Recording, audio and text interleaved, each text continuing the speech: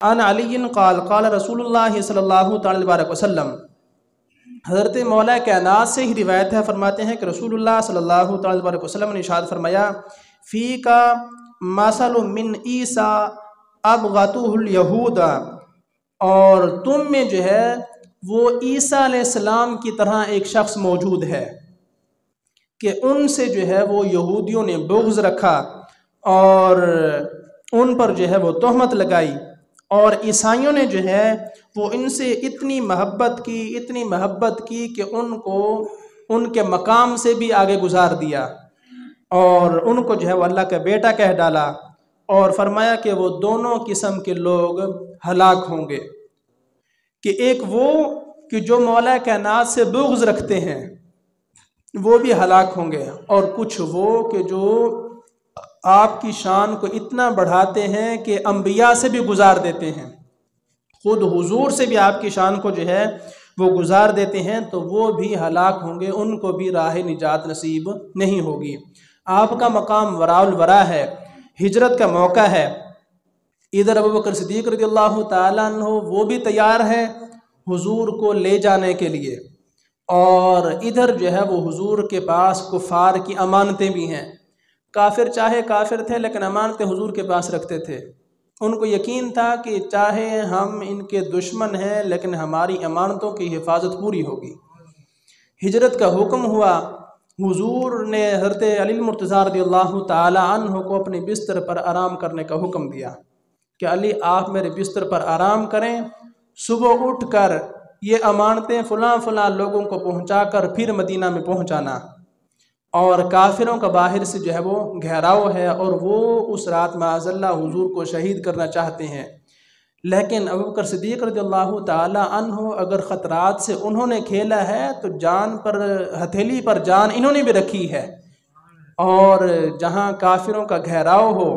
اور وہ حضور کو قتل کرنا چاہتے ہوں، شہید کرنا چاہتے ہوں، اس بستر پر پھر سونا۔ لیکن مولا کائنات فرماتے ہیں کہ اس رات مجھے ایسی پیاری نیند آئی کہ دوبارہ پھر کبھی بھی ایسی نیند نہیں آئی، اور جب پوچھا گیا کہ آپ کو کوئی ڈر شر نہیں لگا کہ آپ جناب کافروں نے گھیرا ہوا ہے قتل نہ کر دیں، فرمایا کہ تمہیں پتہ نہیں تھا، حضور نے فرمایا تھا صبح اٹھنا اور امانتیں بھی دینا، مجھے تو یقین تھا کہ صبح اٹھوں گا بھی اور امانتیں بھی دوں گا اور ہجرت کر کے مدینہ بھی پہنچوں گا، یعنی حضور کے فرمان پر اتنا کامل یقین، اور صبح اٹھے اور مدینہ پہنچے، اور حضور نے جو ہے مواخات کا سلسلہ شروع کیا، بھائی چارہ، لوگوں کو جو ہے وہ بھائی بھائی بناتے گئے۔ جب ساروں کا بھائی چارہ مکمل ہوا، علی المرتضیٰ رضی اللہ تعالیٰ عنہ حاضر خدمت ہوئے، یا رسول اللہ ساروں کے بھائی بنا دیے ہیں اور میں اکیلا ہی رہ گیا۔ فرمایا کہ تو اکیلا کیوں ہے، تو دنیا میں بھی میرا بھائی ہے، دین میں بھی میرا بھائی ہے، تو میرا بھائی ہے، میں نے تجھے اپنے لیے بچا کر رکھا ہے، یعنی باقوں کا بھائی چارہ ہو چکا ہے، تو میرے لیے ہے اور میں تیرے لیے ہوں۔ اور غزوہ تبوک پر نبی کریم صلی اللہ تعالی وسلم نے مولا کائنات کو حکم دیا کہ آپ پیچھے رہیں، مدینہ طیبہ کی امارت آپ کو سونپی کہ آپ امیر بن کر جو ہے وہ یہیں پر رہیں، اور آپ نے اسلحہ پہنا اور حضور کے ساتھ گئے، کہا کہ مجھے بھی اجازت دیں، اور لوگ جو ہیں وہ تانا دیتے ہیں کہ آپ جو ہے وہ بچوں میں رہ رہے ہیں اور عورتوں میں رہ رہے ہیں، تو آپ مہربانی کریں مجھے اجازت عطا فرمائیں۔ فرمایا کہ تو اس بات پر راضی نہیں کہ تیری میرے ساتھ وہی نسبت ہے کہ جو ہارون علیہ السلام کی موسیٰ علیہ السلام کے ساتھ تھی،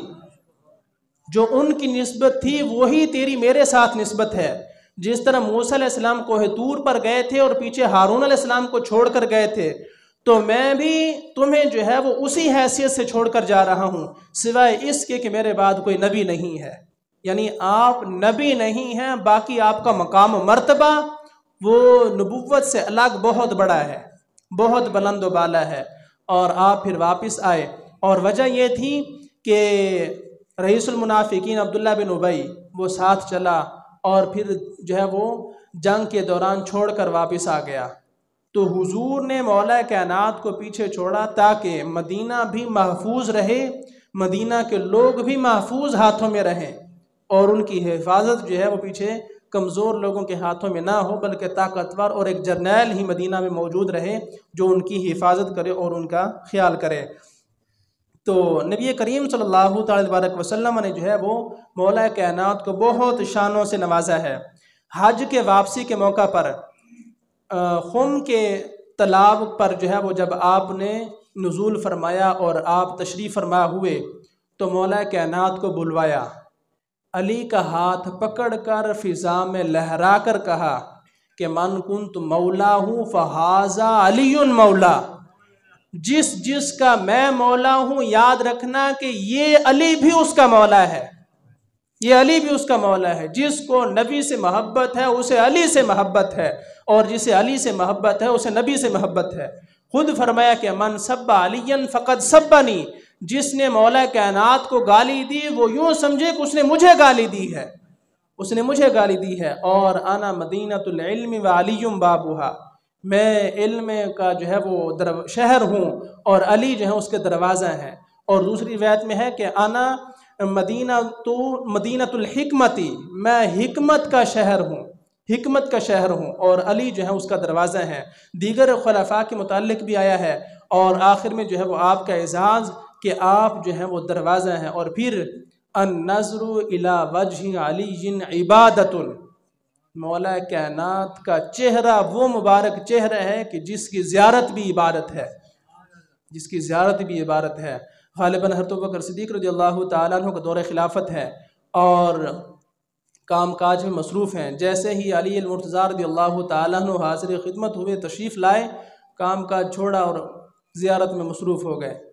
تو کہا کہ آپ مصروف تھے، کام چھوڑا اور میری طرف متوجہ ہوئے، فرمایا کہ آپ کو پتہ نہیں کہ النظر الی وجہ علی عبادت، ان کا حکم آپ کے لیے ہے،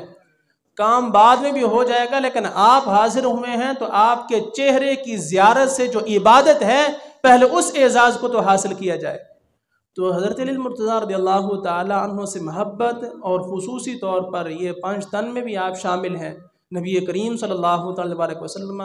خاتون جنت سلام اللہ علیہا، اور مولا کائنات اور حسنین کریمین، یہ وہ خانوادہ رسول ہے کہ جن کو ایک خصوصی عظمت حاصل ہے، خصوصی عظمت حاصل ہے،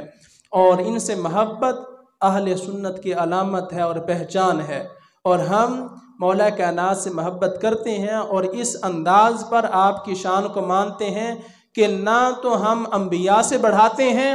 اور نہ ان کے بغض میں ان کی شان کو گھٹاتے ہیں، اور یہی صراط مستقیم ہے، یہی راہ نجات ہے۔ جو آپ کے بغض میں جو ہے وہ رہتے ہیں تو وہ بھی ہلاک ہیں، اور جو آپ کو انبیاء سے بھی بڑھاتے ہیں تو وہ بھی ہلاک ہیں۔ اللہ رب العزت مولا کائنات سے سچی اور پکی محبت نصیب فرمائے، اور ان کے گھرانے کا صدقہ اللہ رب العزت ہمارے گھرانوں پر جو ہے وہ رحمتوں کا نزول فرمائے اور ہماری مغفرت کاملہ فرمائے۔ وآخر دعوانا